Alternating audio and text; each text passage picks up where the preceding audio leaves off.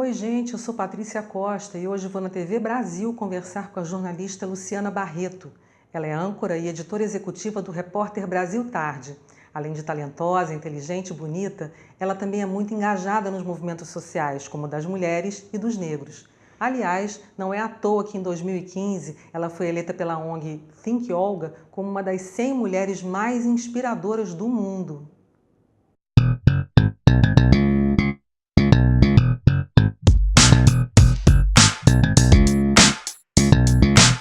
Bom, eu sempre sonhei em ser jornalista, incrível, né? Desde criança, quando a criança tem aquele sonhozinho de infantil, né? De, você é isso, você é aquilo, você é enfermeira. Eu sempre falei que ia ser jornalista, só que eu não tinha consciência plena do porquê que eu tinha escolhido ser jornalista. E aí, quando eu vou virando adolescente, que aí tem muito mais a ver com a minha história de vida, que é uma história de quem nasceu numa comunidade muito pobre, de quem via os problemas à sua volta o tempo inteiro, que era problemas dos mais diversos, desde a falta de saneamento, da falta de infraestrutura, até a violência muito perto. Então, assim, eu cansei, criança, de ver cadáveres pelas ruas do assassinato. Isso aí muita parte da infância de muitas crianças ainda no Brasil, infelizmente.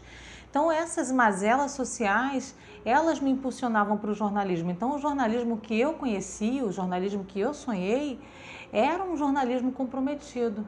Era esse jornalismo que tinha essa veia social, que tinha era um jornalismo de denúncia, era um jornalismo que primava por um mundo melhor.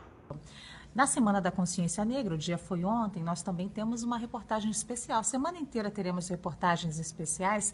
Nós teremos hoje uma sobre a infância e a autoestima, o combate ao preconceito, que é super importante. A gente espera você a 1h da tarde. Até lá. Eu morava a muitos quilômetros da PUC, que é onde eu estudei, para a pessoa ter uma ideia, para sinalizar, não sei dizer se é 80 ou 90 quilômetros, mas eu posso dizer como era difícil chegar. Eu, para a aula das 8, eu acordava às 3h30 da manhã.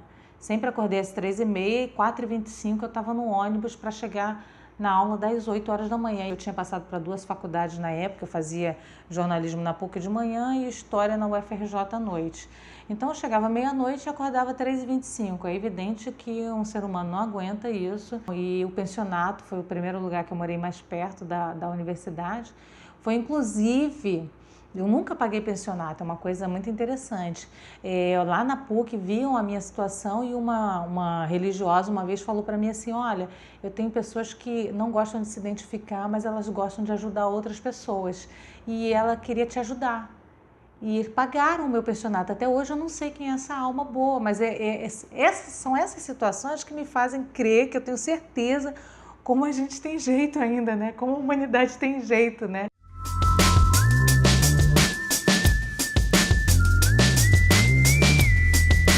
Meu primeiro contato profissional com jornalismo foi no Futura. Eu fiz uma prova e consegui esse estágio. E era muito interessante porque televisão não era meu sonho, mas trabalhar com educação era algo assim muito interessante, porque já viam o que eu gostaria de fazer pelo resto da vida, já estava ali colocado, que era o jornalismo que traz boas notícias, o jornalismo que traz solução, o jornalismo que ajuda, o jornalismo que constrói um mundo melhor, entendeu? Então eu já caí certinho no lugar certo, que foi o início de tudo, né? O primeiro desafio foi interno. Eu sempre falo isso nas minhas palestras, eu não conseguia me ver como apresentadora. Primeiro eu não conseguia trabalhar em televisão, eu repudiava a televisão, e depois eu entendo, quando vou para frente das câmeras e sou obrigada a ir para frente das câmeras, eu resisti bravamente, mas eu já fazia reportagens, já escrevia e não queria aparecer.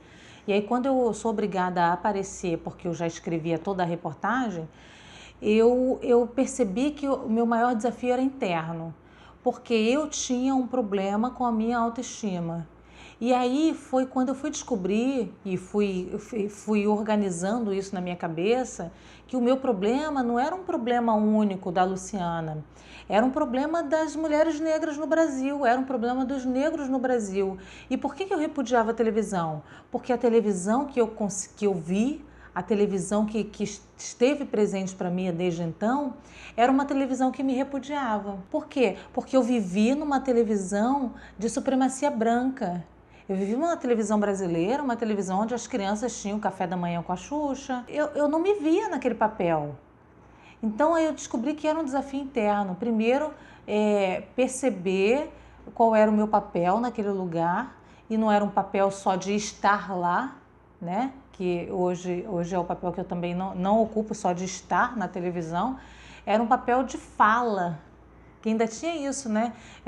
Não é você estar lá só com o seu corpo, é você estar com a fala, com a denúncia, que era o que eu sempre quis fazer. Então hoje sim eu ocupo esse papel. O segundo foi mais fácil para mim porque me queriam na televisão, me queriam à frente, sempre me viam como um potencial para a televisão. E aí eu só precisava encontrar esse lugar exato, que era o lugar da mulher negra, mas que tem voz. Quando eu percebo isso, quando eu encontro esse espaço, eu começo a minha militância.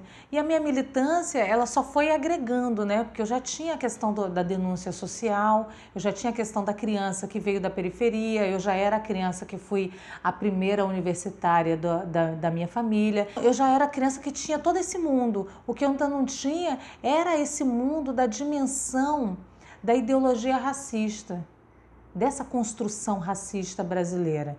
Então, quando essa construção se fecha, eu começo a encontrar a minha identidade. E aí, claro que os números jornalísticos, eles são decisivos para isso, né? Conforme você vai trabalhando com jornalismo, você vai recebendo denúncias, isso é um sistema que se autoalimenta. Quanto mais eu falo da questão racial, ou quanto mais eu falo das mazelas sociais do Brasil, mais eu recebo denúncias sobre isso.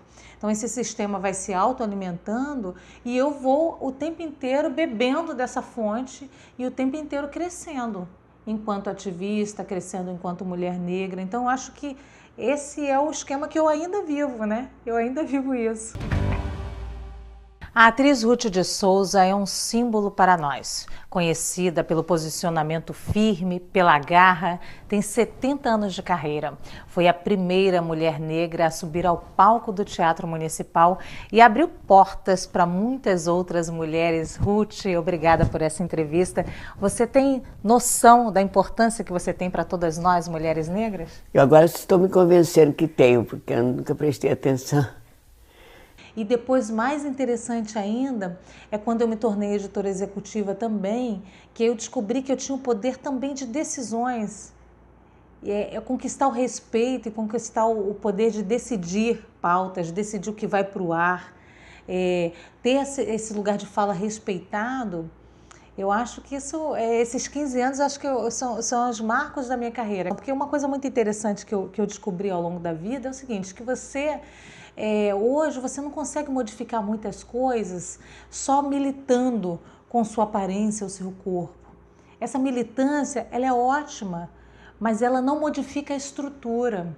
E o que a gente quer hoje é modificar a estrutura. Modificar a estrutura é ter poder de decisão. E hoje no meu jornal eu tenho esse poder também de dizer que vai, que não vai. É lógico, com uma equipe maravilhosa que eu tenho, mas com o poder de decidir, poder de escolher a pauta, poder de pautar as pessoas, de dizer, olha, para onde vai, como o repórter vai fazer. Isso para mim não tem preço, entendeu? Acho que é uma conquista muito grande para minha carreira.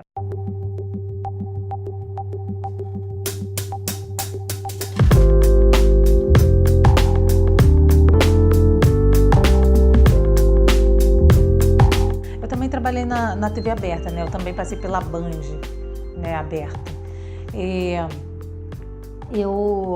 Tem diferença, é evidente. A TV pública, ela te dá o espaço que você não vai ter em lugar nenhum, para começar. Quando eu falo que o meu trabalho aqui na TV pública é um trabalho que o jornalismo que eu faço aqui eu não faria em lugar nenhum. Primeiro, é um jornalismo de denúncia, é um jornalismo comprometido com o cidadão o tempo inteiro. Quando você é comprometido com o cidadão, você é comprometido com a denúncia, é claro. Você é comprometido com o que realmente importa para o cidadão, que são a educação, saúde, bem-estar. cultura. Quando você, por exemplo, você pega a cultura da TV pública, você não vai falar de grandes artistas só. A gente também fala, mas a gente não fala dos grandes artistas. A gente fala de toda a cultura de periferia. É você falar do baile charme, do viaduto de Madureira, né? Ou você falar de uma roda de samba que está nascendo em algum bairro de periferia do Brasil.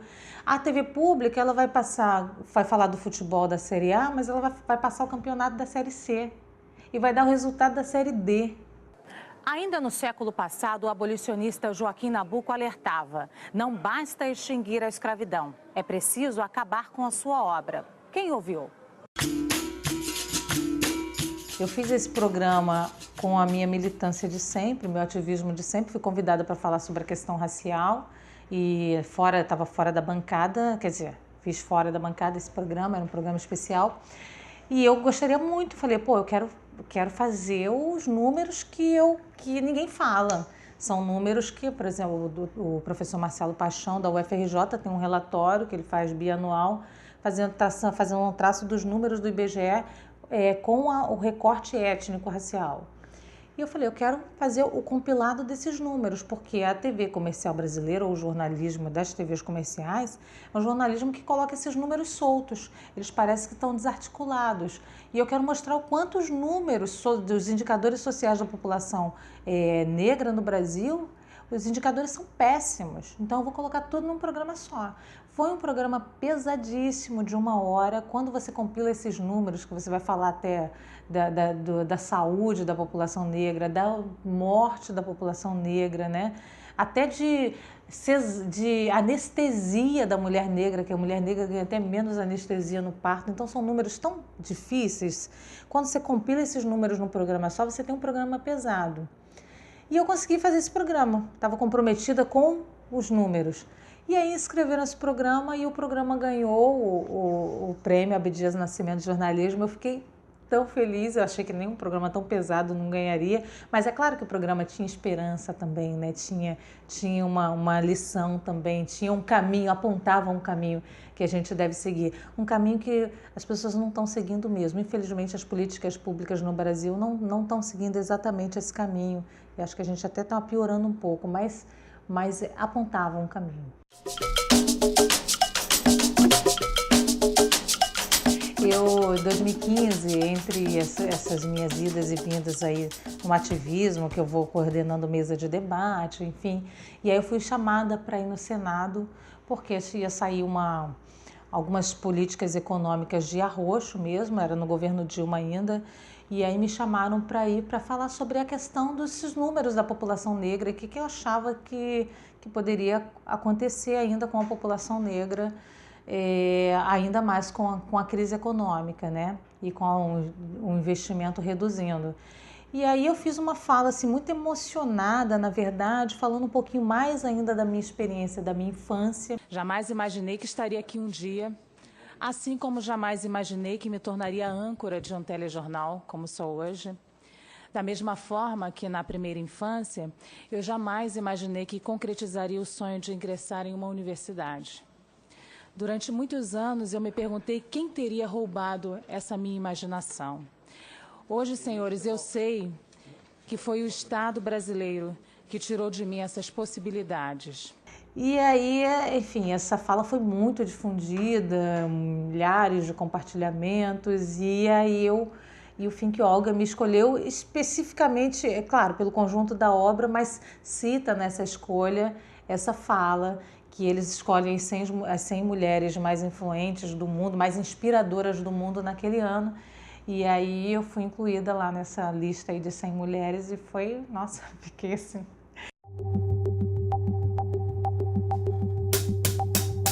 Meu sonho mesmo, meu sonho hoje, eu quero que nós tenhamos esse lugar de fala que eu estou falando aqui para você, que é o lugar de fala da mulher negra, o lugar de denúncia, o lugar de quem está comprometido com as questões sociais do Brasil, com as minorias, com quem não tem voz. Eu queria que isso existisse também nas TVs comerciais. É lógico que é um sonho, mas é um sonho que eu gostaria que acontecesse, entendeu? Eu gostaria que nós tivéssemos, nem que fosse na TV fechada, eu gostaria que nós tivéssemos esse tipo de programação. esse tipo de programa, entendeu? Eu gostaria que o talk show do Brasil, os talk shows do Brasil não fossem talk shows para minimizar ou ainda reforçar o racismo, como a gente vê muitas vezes. Eu gostaria que esse espaço na TV comercial, que é uma concessão pública, gostaria que existisse esse espaço para essa construção de um mundo melhor. E é uma construção, as pessoas falam, quando vocês vêm com esse discurso, vocês estão colocando um problema e estão colocando a sociedade dividida. Não, a gente está tentando unir essa sociedade. O racismo é um câncer que ainda corrói todo mundo, corrói inclusive os comunicadores, corrói inclusive quem forma opinião. Só queria isso, só queria que isso mudasse um pouco. Ela é uma menina. Eu tive um casamento interracial e ela é uma menina de pele muito clara e que o tempo inteiro se identifica como negra. Eu não sei como vai ser isso, mas ela é negra. E ela entende essa miscigenação brasileira da melhor forma possível, né? De uma miscigenação que une, que não divide, que é uma coisa interessante, né? Do amor que ela tem pelo pai, da paixão que ela tem pela questão racial, entendeu? Então, assim, seria o melhor. Esse mundo que ela já representa, é o melhor. É um mundo que ama todos, entendeu? Sem divisão. É o que todo mundo sonha. Não, a gente não criou essa divisão, mas a gente pode consertar. Ela já é um caminho assim do conserto. Eu participei de um projeto chamado DNA África, que realizou o exame de DNA de alguns brasileiros. E não há dúvidas da minha ascendência negra, vocês podem ver, pelo meu lado paterno. Mas qual não foi a minha surpresa ao descobrir que eu possuo DNA 100% indígena do lado matriarcal. Portanto, eu guardo em mim 2 corações, desculpa a emoção, de 2 etnias que lutam séculos para sobreviver à lógica do Brasil opressor. Muito obrigada.